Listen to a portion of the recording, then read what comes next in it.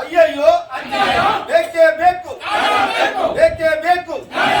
ವಿದ್ಯಾರ್ಥಿಗಳ ಮೇಲೆ ಹಲ್ಲೆ ನಡೆಸಿದ ಬಂಡುಕೋರರಿಗೆ, ವಿದ್ಯಾರ್ಥಿಗಳ ಮೇಲೆ ಹಲ್ಲೆ ನಡೆಸಿದ ಬಂಡುಕೋರರಿಗೆ ಅಯ್ಯಯ್ಯೋ ಅಯ್ಯಯ್ಯೋ ಬೇಕೇ ಬೇಕು. ಕರ್ನಾಟಕ ದಲಿತ ಸಂಘ ಸಂಸ್ಥೆ ಹೋರಾಟಕ್ಕೆ, ಕೃಷ್ಣಪ್ಪನವರ ಹೋರಾಟಕ್ಕೆ, ಅಂಬೇಡ್ಕರ್ ಅವರ ಹೋರಾಟಕ್ಕೆ. ದೆಹಲಿಯ ಜಂತರ್ ಮಂತರ್ನಲ್ಲಿ ಒಂದು ಪ್ರತಿಭಟನೆ ನಡೀತಾ ಇದೆ. ಏನ್ ವಿಚಾರಪ್ಪ ಅಂತ ಹೇಳಿದ್ರೆ, ಇವತ್ತು ನೀಟ್ ಪರೀಕ್ಷೆಯನ್ನ ವಿದ್ಯಾರ್ಥಿಗಳು ಸಾಕಷ್ಟು ಬಾರಿ ಬರೆದಿದ್ದಾರೆ. ಆದ್ರೆ ಆ ನೀಟ್ ಪರೀಕ್ಷೆ ಬರೆದಾದ ಮೇಲೆ ಅವರು ಒಳ್ಳೆ ಉದ್ದೇಶ ಇಟ್ಕೊಂಡು ನಮಗೆ ಒಳ್ಳೆ ರಿಸಲ್ಟ್ ಬರುತ್ತೆ ಅಂತ ಕಾಯೋ ಸಂದರ್ಭದಲ್ಲಿ ಆ ಪ್ರಶ್ನೆ ಪತ್ರಿಕೆ ಸೋರಿಕೆಯಾಗಿ ಅದು ಮತ್ತೆ ಸರ್ಕಾರ ಬ್ಯಾನ್ ಮಾಡಿ, ಇದು ಪದೇ ಪದೇ ಉದ್ಭವ ಆಗಿ ಹುಡುಗರು ಪಾಪ ಬರೀಲಿಕ್ಕಾಗ್ದೇನೆ ಆತ್ಮಹತ್ಯೆ ಮಾಡ್ಕೊಂಡಿದ್ದಾರೆ. ಇವತ್ತು ಇಡೀ ದೇಶದಲ್ಲಿ ಹೆಚ್ಚು ಕಡಿಮೆ 21 ಜನ ಆತ್ಮಹತ್ಯೆ ಮಾಡ್ಕೊಂಡಿದ್ದಾರೆ, ಎಲ್ಲ ರಾಜ್ಯದವರು. ಆದ್ರೆ ಆ ವಿಚಾರನ ಕೇಂದ್ರ ಸರ್ಕಾರ ಗಂಭೀರವಾಗಿ ತೆಗೆದುಕೊಂಡಿಲ್ಲ. ಯಾಕಂತ ಹೇಳಿದ್ರೆ, ಸತ್ತಿರೋರು ಯಾರೋ ಪಾಪಿ ಪರದೇಶಿ ಮಕ್ಕಳು, ಇವ್ರ ಮಕ್ಕಳಲ್ಲ. ಮತ್ತೆ ಬಿಜೆಪಿ, ಬಜರಂಗ ದಳ, ಮತ್ತೆ RSS, ವಿಶ್ವ ಹಿಂದೂ ಪರಿಷತ್ತು, ಆಮೇಲೆ ಇವತ್ತು ನೋಡ್ಬೋದು ನೀವು, ಇವತ್ತು ಡೆಲ್ಲಿಯಲ್ಲಿ ಮಾತ್ರ ವಿದ್ಯಾರ್ಥಿಗಳು, ಆಮೇಲೆ ಬೆಂಗಳೂರಲ್ಲಿ ಮತ್ತೆ ಶಿವಮೊಗ್ಗದಲ್ಲಿ ಒಂದು 2-3 ಕಡೆ ಪ್ರತಿಭಟನೆ ಆಗಿದೆ. ಬಿಟ್ರೆ ಯಾವೊಬ್ಬ ವಿದ್ಯಾರ್ಥಿನೂ ಬೀದಿಗಿಳಿದಿಲ್ಲ. ಯಾಕಂತ ಹೇಳಿದ್ರೆ, ಇವತ್ತು ABVP ಇರ್ಬೋದು, ವಿದ್ಯಾರ್ಥಿ ಪರಿಷತ್ ಇರ್ಬೋದು, ಇವೆಲ್ಲ ಒಂದು ಬಿಜೆಪಿ ಅಂಗಸಂಸ್ಥೆಗಳು. ಇವೆಲ್ಲ ಇದನ್ನ ಹುನ್ನಾರ ಒಳಗಡೆಗೆ ಯಾರನ್ನ ಹೊರಗಡೆ ಬಿಡ್ತಾ ಇಲ್ಲ. ಯಾಕಂತ ಹೇಳಿದ್ರೆ, ಇವತ್ತು ಅವ್ರಿಗೆ ಏನಾದ್ರು ಅನ್ಯಾಯ ಆದ್ರೆ ಮಾತ್ರ ಅವ್ರು ಬೀದಿಗಿಳಿತಾರೆ. ಅದಕ್ಕೊಂದು ಕ್ರಿಯೇಟ್ ಮಾಡ್ಕೊಂಡಿರ್ತಾರೆ, ಇಂತಿಂಥ ಸಂಘಟನೆಗಳು ಇಂತಿಂಥ ಸಂದರ್ಭದಲ್ಲಿ ಬೀದಿಗಿಳಿದು ಹೋರಾಟ ಮಾಡಬೇಕು ಅಂತೇಳಿ. ಆದ್ರೆ ಸತ್ತಿರೋರ್ ಇವತ್ತು ಇದೇ ಊರಲ್ಲಿ, ಇದೇ ಸಾಗರದಲ್ಲಿ ಬಿಜೆಪಿ ಮುಖಂಡರು ಬೇಕಾದಷ್ಟು ಜನ ಇದ್ದಾರೆ. ನಾವು ಯಾವುದೇ ಕಾಂಗ್ರೆಸ್ ಪಕ್ಷದ ಪರವಾಗಿ ಅಥವಾ ಬಿಜೆಪಿ ಪರವಾಗಿ ಇಲ್ಲಿ ಸ್ಟ್ರೈಕ್ ಮಾಡ್ತಾ ಇಲ್ಲ. ನಾವು ಮಾಡ್ತಾ ಇರೋದು, ಇವತ್ತೇನು ಈ ಹುಡುಗರು ಏನು ನೀಟ್ ಪರೀಕ್ಷೆ ಬರಲಿಕ್ಕೆ ಹೋಗಿ ಏನು ಸತ್ತಿದಾರಲ್ಲ, ಆತ್ಮಹತ್ಯೆ ಮಾಡ್ಕೊಂಡು ಅವ್ರ ಪರವಾಗಿ ನಾವು ಹೇಳ್ತಾ ಇರೋದು. ಆದ್ರೆ ಇವತ್ತು ಯಾರು ಆತ್ಮಹತ್ಯೆ ಮಾಡ್ಕೊಂಡಿರೋ ಮಕ್ಕಳು ಇಲ್ಲಿನ ಪಕ್ಷದವರ ಮಕ್ಕಳಲ್ಲ. ಹೋಗ್ಲಿ, ಅವ್ರ ಕನಿಷ್ಠ ಪಕ್ಷ ಒಂದು ಸ್ವಾಭಿಮಾನಕ್ಕಾದ್ರೂ ಒಂದು ಖಂಡನೆ ಮಾಡ್ಬೋದಿತ್ತು.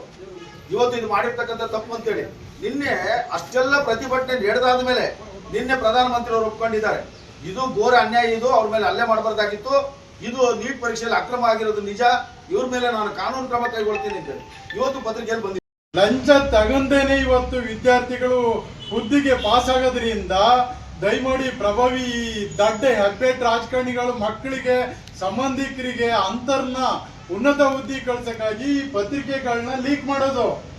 ಇದ್ರಿಗೆ ಈ ಭ್ರಷ್ಟ ಅಧಿಕಾರಿಗಳನ್ನ, ಈ ಭ್ರಷ್ಟ ಹೆಬ್ಬೆಟ್ಟು ಜನಪ್ರತಿನಿಧಿಗಳು ಮಾಡೋಂಥ ಇದು ಅವ್ಯವಹಾರಗಳು. ಇದು ನಿಜವಾದ ಪ್ರಧಾನ ಮಂತ್ರಿ ನಾನು ಈ ದೇಶದ ಬಡವರಿಗಾಗಿ ಐದಿನಿ ಅಂತ ಹೇಳಿದ್ರೆ, ಇವರು ಕಾಲಘಟ್ಟದಾಗೆ ಇಂಥ ಪತ್ರಿಕೆ ಲೀಕ್ಔಟ್ ಆಗದೆ ಬಾಡಿತ್ತು. ದಯಮಾಡಿ ಇಂಥ ಪ್ರಧಾನ ಮಂತ್ರಿಗಳು ಇಂಥ ಶಿಕ್ಷಣ ಸಚಿವರಿಗೆ ಮತ್ತೆ ಭ್ರಷ್ಟ ಅಧಿಕಾರಿಗಳಿಗೆ ಮಣೆ ಹಾಕಕ್ಕಾಗಿ ಇವತ್ತು ವಿದ್ಯಾರ್ಥಿಗಳು ಮಾಡ್ತಕ್ಕಂಥ ಸಂವಿಧಾನದ ಹಕ್ಕುಗಳ ಮೇಲೆ ಇವರು ಹಸ್ತಕ್ಷೇಪ ಮಾಡೋದ್ರಿಂದ ದಯಮಾಡಿ ಈ ಕೇಂದ್ರ ಸರ್ಕಾರ ಡಿಸಲ್ ಮಾಡಿ ಶಿಕ್ಷಣ ಸಚಿವರು ರಾಜೀನಾಮೆ ಕೊಡಬೇಕು, ಪ್ರಧಾನ ಮಂತ್ರಿನೂ ರಾಜೀನಾಮೆ ಕೊಡಬೇಕು. ಪ್ರಧಾನ ಮಂತ್ರಿಗೆ ಇನ್ನು ಮುಂದೆ ಭಾರತ ದೇಶದಲ್ಲಿ ಗೆರೆ ಹಾಕೋದು ಒಂದೇ ಉಳಿದೈತೆ ಬಿಟ್ರೆ ಇನ್ಯಾವುದು ಉಳಿನಲ್ಲ ಅವರಿಗೆ. ಯಾಕಂದ್ರೆ ಹಿಂದೆ ನಮ್ಮ ರೈತ ಸಂಘಟನೆಗಳು ಡೆಲ್ಲಿ ಒಳಗೆ ಹೋರಾಟ ಮಾಡ್ಬೇಕಾರೆ ಮಳೆ ಹೊಡೆದ್ರು, ಇವರು ಸಗಣಿನ ತಿನ್ನೋದು ರೈತರು ಮಾಡಿರೋ ಅನ್ನನ. ನಾಳೆ ಇಂಥ ಬಡವರು ವಿದ್ಯಾರ್ಥಿಗಳು ನೀಟ್ ಪರೀಕ್ಷೆಗೆ ಏನಾರು ಉನ್ನತ ಹುದ್ದೆಗೆ ಹೋಗೋದನ್ನ ಕಾಲೆಳಿತಾ ಇರೋದಕ್ಕೆ ಕಾರಣ ಪ್ರಧಾನ ಮಂತ್ರಿನೇ ಮೇನ್ ಹೊಣೆ. ಶಿಕ್ಷಣ ಸಚಿವರು ಅವ್ರು ಅಂಡ್ರಾಗ್ ಬರ್ತಾರೆ. ನೀಟ್ ಪರೀಕ್ಷೆ ಲೀಕ್ ಆಗಿದೆ ಅಂದ್ಮೇಲೆ ಪ್ರಧಾನ ಮಂತ್ರಿ ಎಲ್ಲಿ ಜಾಗೃತ ಆಗ್ಯಾರೆ?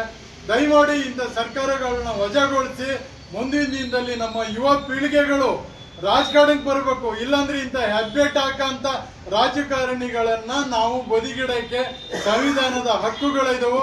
ಹೋರಾಟಕ್ಕೆ ನಮ್ಮ ಅಂಬೇಡ್ಕರ್ ಕೊಟ್ಟಂತ ಸಂವಿಧಾನ ಐತ್ರಿ. ಯಾವನ್ರಿ ಅವನು ಪ್ರಧಾನ ಮಂತ್ರಿ ಅವರು ಪದೇ ಪದೇ ನಮ್ಮ ಹೋರಾಟಗಳನ್ನ ಅಡ್ಡ ಹಾಕೋದು, ತುಳಿಯೋದು, ನಮಗೆ ಈ ಸಂವಿಧಾನದ ಹಕ್ಕುಗಳನ್ನ ಮಟಕ ಹಾಕಂತ ಯಾವುದೇ ಸರ್ಕಾರ ಆಗ್ಬೋದು, ಕಾಂಗ್ರೆಸ್ ಆಗ್ಬೋದು, ಬಿಜೆಪಿ ಆಗ್ಬೋದು, ಅವ್ರ ಆಡಳಿತದಾಗ ಯಾರ್ಯಾರು ತಪ್ಪು ಮಾಡ್ತಾರೆ ಅಂತರ ವಿರುದ್ಧ ನಮ್ಮ ದೇಶದ ರೈತರು, ದಲಿತರು, ವಿದ್ಯಾರ್ಥಿಗಳು ನಿಜವಾಗ್ಲೂ ಹೇಳ್ತೀನಿ, ನಿನ್ನೆ ನಡೆದಿರ್ತಕ್ಕಂಥ ಡೆಲ್ಲಿ ಕಾರ್ಯಕ್ರಮಕ್ಕೆ ಇಡೀ ತಾಲೂಕಾದ್ಯಂತ ವಿದ್ಯಾರ್ಥಿಗಳು ರೊಚ್ಚಿಗೇಳ್ಬೇಕು.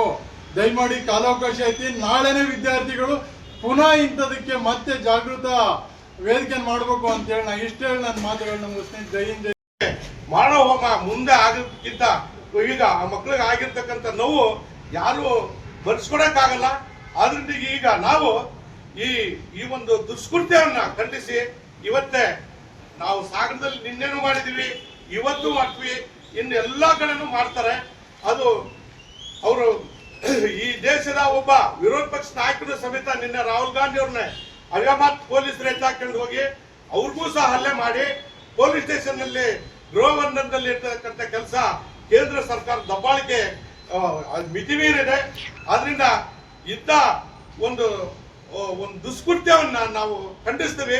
ಇಷ್ಟು ದಿವಸ ಧರ್ಮೇಂದ್ರ ಪ್ರಧಾನ್ಗೆ ಇಷ್ಟು ದಿವಸ ಬೇಡಾಗಿತ್ತು. ಅವ್ರಿಗೆ ಮಕ್ಕಳ ಭವಿಷ್ಯಕ್ಕಿಂತ ಅವರು ಪದವಿನೇ ಮುಖ್ಯ ಆಗಿದೆ. ಈ ಪದವಿ ನೀವು ಒಬ್ಬರೇ ಅಲ್ಲ, ಬೇರೆ ಎಲ್ಲರಿಗೂ ಸಿಕ್ಕಿದೆ. ನೀವು ಮಾನ ಮರ್ಯಾದೆಯಿಂದ ಈ ಪದವಿಗೆ ತಕ್ಷಣ ರಾಜೀನಾಮೆ ನೀವು ನೀಡಬೇಕು. ನೀವು ಇಲ್ಲ ರಾಜೀನಾಮೆ ನೀಡಿಲ್ಲ ಅಂದ್ರೆ ಉಗ್ರ ಹೋರಾಟ ಇಲ್ಲಿಂದ ಡೆಲ್ಲಿವರೆಗೂ ಹೋಗಿ ನಾವು ಕೂಡ ಆ ಪ್ರತಿಭಟನೆಯಲ್ಲಿ ಭಾಗವಹಿಸ್ತೀವಿ ಅಂತೇಳಿ ಸಂದರ್ಭದಲ್ಲಿ ಹೇಳ್ತಾ ನನಗೆ ಮಾತಾಡಲು ಅವಕಾಶ ವ್ಯವಸ್ಥೆಯನ್ನ ಮಾಡ್ತಾ ಇದ್ದಾರಲ್ಲ, ನಿಜವಾಗ್ಲೂ ಅವರ ಶಾಪ, ಜನರ ಶಾಪ ಖಂಡಿತ ತೊಟ್ಟುತ್ತೆ ಅಂತಕ್ಕಂಥ ಮಾತನ್ನ ಈ ಸಂದರ್ಭದಲ್ಲಿ ಹೇಳ್ತೀನಿ. ಈ ಸರ್ಕಾರ ಇಮಿಡಿಯೇಟ್ ತೊಲಬೇಕು. ಅವರು ಏನು ಶಿಕ್ಷಣ ಮಂತ್ರಿ ಇದ್ದಾರೆ, ಅವರು ತಕ್ಷಣನೇ ರಾಜೀನಾಮೆ ಕೊಡಬೇಕು. ಯಾಕೆಂದ್ರೆ ಅವರಿಗೆ ಏನಾದ್ರೂ ನ್ಯಾಯ ಸಿಗ್ಬೇಕು, ಆತ್ಮಹತ್ಯೆ ಮಾಡ್ಕೊಂಡಿರ್ತಕ್ಕಂಥ ವಿದ್ಯಾರ್ಥಿಗಳಿಗೆ ನ್ಯಾಯ ಸಿಗ್ಬೇಕು ಅಂದ್ರೆ ಪ್ರಧಾನಮಂತ್ರಿ ರಾಜೀನಾಮೆ ನೀಡಬೇಕು. ಶಿಕ್ಷಣ ಮಂತ್ರಿ ಧರ್ಮೇಂದ್ರ ಪ್ರಧಾನ್ ಅವರು ರಾಜೀನಾಮೆ ನೀಡಬೇಕು ಅಂತಕ್ಕಂಥದ್ದನ್ನ ನಮ್ಮ ದಲಿತ ಸಂಘರ್ಷ ಸಮಿತಿ ಮೂಲಕ ನಾವು ಒತ್ತಾಯವನ್ನು ಮಾಡ್ತಾ ಇದ್ದೇವೆ. ಜೈ. ನ್ಯಾಯ ಸಿಗಬೇಕು, ಮತ್ತೆ ಎಲ್ಲಾ ರೀತಿಯ ದೌರ್ಜನ್ಯ ನಿಲ್ಲಬೇಕು. ಆ ಒಂದು ಹೋರಾಟದಲ್ಲಿ ಜೀವವನ್ನು ಕಳೆದುಕೊಂಡಂತಹ ವಿದ್ಯಾರ್ಥಿಗಳಿಗೆ ನ್ಯಾಯವಾದಂತಹ ಪರಿಹಾರ ಸಿಗಬೇಕು. ಇವೆಲ್ಲವೂ ಕೂಡ 1 ಕೋಟಿ ರೂಪಾಯಿ ತಲಾ